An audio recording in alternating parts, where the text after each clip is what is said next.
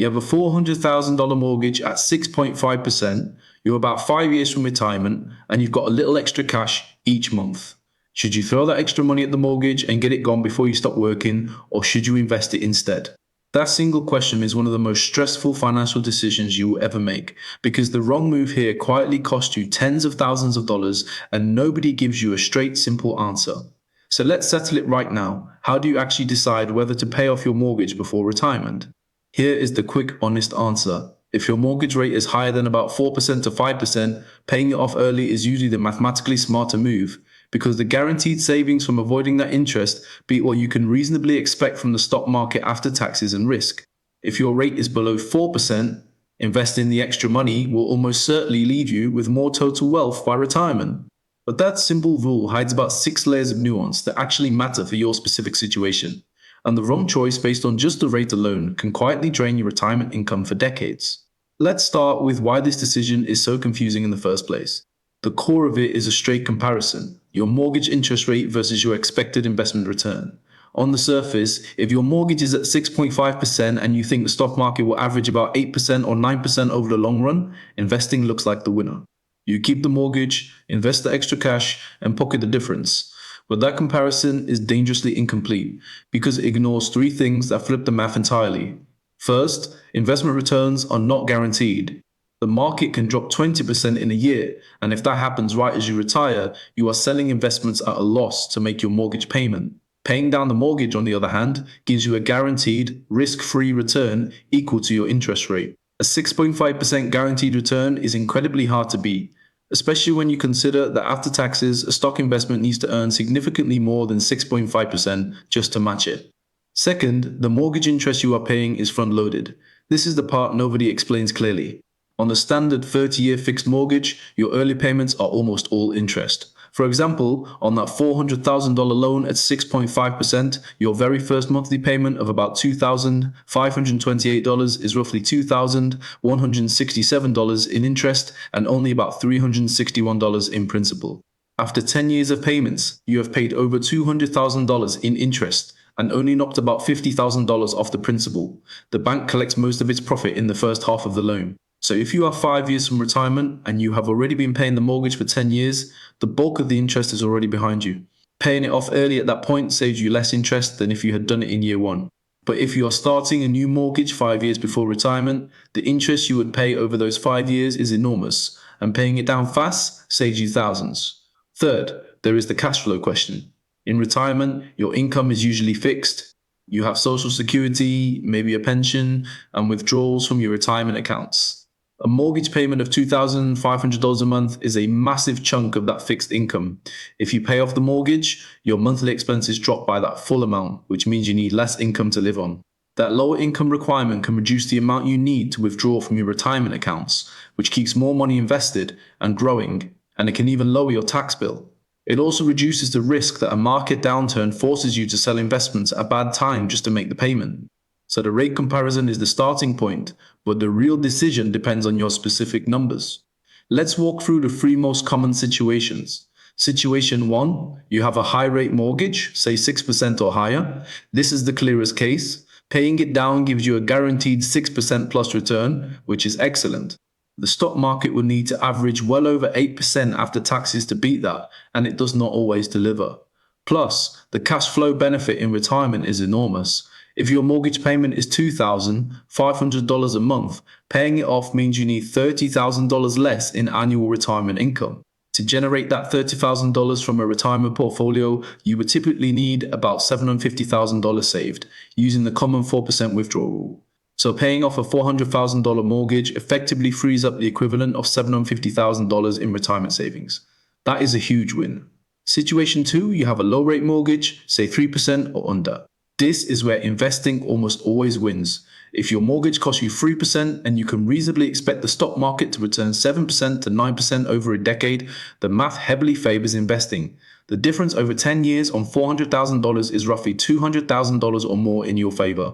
Plus, inflation is working for you.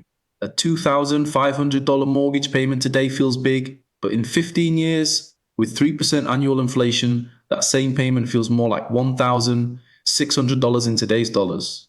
The real cost of the debt shrinks over time. And if you itemize your taxes and deduct the mortgage interest, the effective rate is even lower. Under current tax law, most people do not itemize because the standard deduction is so high, but if you do, a 3% mortgage might effectively cost you around 2.2% after the tax deduction. That is practically free money. You should never rush to pay that off. Situation 3, you are in the middle with the rate around 4% to 5%. This is the gray zone, and the right answer depends on your personal risk tolerance and your retirement income picture. If you have a stable pension and social security that covers your basic expenses, you can afford to take more investment risk and keep the mortgage. If your retirement income is uncertain or you're worried about a market crash, the peace of mind from being debt-free might be worth more than the potential extra investment return. Now let me answer the specific questions you're probably asking right now. How does amortization actually work, and why is interest front-loaded? Amortization is just a fancy word for the schedule of payments that pays off the loan over time. The bank calculates your monthly payment so that after 360 payments, the loan is zero. In the early years, almost all of that payment goes to interest because the principal balance is large. As you pay down the principal, the interest portion shrinks and the principal portion grows. So if you make extra payments early in the loan, you save a huge amount of interest because you are cutting down the principal when it is highest. If you make extra payments late in the loan, you save much less interest because the principal is already low. That is why the timing of your extra payments matters enormously. Should I pay off my mortgage early if my rate is 2.5% or 3%? Almost certainly not. At that rate, inflation alone is eating away the real value of your debt.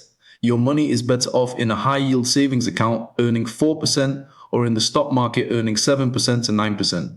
You would literally be losing money by paying off a 3% loan early when you could earn 5% risk-free in a savings account. The only exception is if the mortgage payment itself is causing you stress, or if you have so much money that you simply do not need to optimize returns. What is the true comparison when you factor in that paying off the mortgage frees up cash flow later? This is the most important nuance. When you pay off the mortgage, your monthly expenses drop by the full payment amount. That means you need less income in retirement. Less income means you withdraw less from your retirement accounts, which means your money lasts longer and you pay less in taxes. It also means you might qualify for lower Medicare premiums because those are based on your income. And it can reduce the amount of your social security that gets taxed. All of these are real, tangible benefits that the simple rate comparison ignores. Is it better to invest the extra money or pay down the mortgage for retirement? The answer is not either or. You can do both. A smart strategy is to split the difference. Take half of your extra cash and make extra mortgage payments and invest the other half. That way, you get some of the guaranteed savings and some of the investment growth, and you reduce your risk either way. Another strategy is to refinance to a shorter term, like a 15-year mortgage, which forces you to pay it off faster with a lower rate. But be careful, because the higher payment might strain your budget. What are the risks of carrying a mortgage into retirement? The biggest risk is sequence of returns risk. If the stock market crashes in the first few years of retirement and you still have a mortgage payment to make, you are forced to sell investments at the worst possible time. That can permanently damage your portfolio and make your money run out early. Paying off the mortgage eliminates that risk entirely. The second risk is that a fixed mortgage payment is a fixed expense, but your retirement income may not be fixed. If inflation pushes your other expenses up, a mortgage payment becomes a bigger burden. How do tax deductions for mortgage interest affect the decision? Under current tax law, the standard deduction is about $14,600 for a single filer and about $29,200 for a married couple filing jointly. Most people do not have enough deductions to exceed that, so they take the standard deduction and get no tax benefit from mortgage interest. If you are in that group, the mortgage interest deduction is irrelevant, and the full interest rate is your true cost. If you do itemize, your effective interest rate is reduced by your marginal tax rate. For example, if you're in the 22% tax bracket, a 5% mortgage effectively costs you about 3.9% after the deduction, which makes paying it off less attractive. Can I calculate my own break-even point? Yes, and it's simpler than you think. Take your mortgage balance and your interest rate. Compare it to what you expect to earn on investments after taxes. If your mortgage rate is higher, paying it down wins. If your investment return is higher, investing wins. But then adjust for the cash flow benefit. Multiply your monthly mortgage payment by 12 to get your annual payment. Divide that by 0.4, which is the 4% withdrawal rate, to see how much retirement savings you would need to generate that payment. If that number is larger than your mortgage balance, paying off the mortgage frees up more effective wealth. For example, a $2,500 monthly payment requires $750,000 in savings at 4%. If your mortgage balance is $400,000, paying it off frees up the equivalent of $750,000 in retirement savings for only $400,000 in cash. That is a massive win. What about using a reverse mortgage or a HELOC as an alternative? A reverse mortgage lets you borrow against your home equity in retirement without making monthly payments. It can be a way to keep your cash invested while still having access to your home equity later. But reverse mortgages have high fees and reduce the inheritance you leave. A home equity line of credit, or HELOC, gives you a flexible source of cash if you need it, but it is a variable rate loan that can be called due. These are options, but they add complexity and risk. The psychological benefit of being debt-free is real and should not be dismissed. Studies show that people with no mortgage in retirement report lower stress and higher life satisfaction, even if their total wealth is slightly lower. If you are the type of person who lies awake worrying about debt, the peace of mind from paying off the mortgage is worth more than any mathematical optimization. That is not a failure of logic, it is a valid personal preference. If your mortgage rate is above 5%, pay it off before retirement. The guaranteed savings and the cash flow benefit are too good to pass up. If your rate is below 4%, invest the extra money instead. You will come out ahead almost every time. If you are in the middle, use a split strategy or focus on your personal comfort level. And no matter what, run your own numbers using the simple calculation I just showed you, because your specific situation is the only one that matters. One major factor that almost nobody talks about is how carrying a mortgage into retirement affects your Social Security taxation. If you are single and your combined income goes above about $25,000, or married filing jointly above about $32,000, up to 85% of your Social Security benefits become taxable. That mortgage payment you're still making forces you to withdraw more from your retirement accounts, which pushes your income higher, which triggers more tax on your Social Security. It's a triple hit. You pay income tax on the withdrawal, you pay tax on more of your Social Security, and you still have the mortgage payment itself. Paying off the mortgage eliminates that extra withdrawal need and can keep your Social Security tax-free or lightly taxed. That alone can save you thousands per year. Another hidden cost is the impact on Medicare premiums. Medicare Part B and Part D premiums are income-based, with surcharges kicking in above certain thresholds. For a married couple, once your modified adjusted gross income goes above about $206,000, you start paying surcharges that can add hundreds of dollars per month to your premiums. A mortgage payment that forces you to withdraw an extra $30,000 a year from your IRA can push you right over that threshold. Paying off the mortgage keeps your income lower and your Medicare premiums lower. That is a benefit that compounds every single year of your retirement. Now let me address a common objection. People say, but my mortgage is my cheapest debt and I can earn more in the market. That is true if you compare the raw numbers in isolation, but you are not comparing raw numbers in isolation. You are comparing a guaranteed, risk-free savings against a volatile, uncertain return. The stock market can go down 30% in a year and stay down for 5 years. If that happens while you still have a mortgage, you are stuck. You either sell investments at a loss or drain your emergency fund. The person who paid off the mortgage has no payment to worry about and can ride out the downturn without stress. That optionality has real value, even if you can't measure it precisely. There is also the question of what happens if you lose your job or face a medical emergency right before retirement. If you have a mortgage, you need to keep making payments or risk foreclosure. If the mortgage is gone, your monthly nut is much smaller and you can survive on part-time work or reduced income. That safety margin is worth a lot, especially in the 5 years leading up to retirement when your earning power is at its peak, but your time to recover from a setback is short. One strategy that works well for people in the middle zone is to refinance to a 15-year mortgage a few years before retirement. This locks in a lower rate, forces you to pay off the loan faster, and the higher payment is manageable while you are still working. By the time you retire, the mortgage is gone.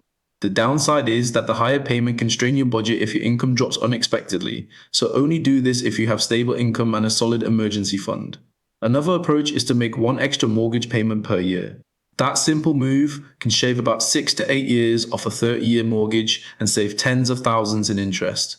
It is painless because you spread it over 12 months and it does not require a huge lump sum. If you do that for the last 5 years before retirement, you can knock a significant chunk off the balance without sacrificing your investment contributions. Finally, consider the tax implications of where the money comes from to pay off the mortgage. If you take money from a traditional IRA or 401k, that withdrawal counts as ordinary income. Quick recap, know what problem you're solving, compare the real monthly costs, check the fees, watch the trade-offs, and only choose the option that still works if life gets messy. If this helped, subscribe for more plain English money explainers.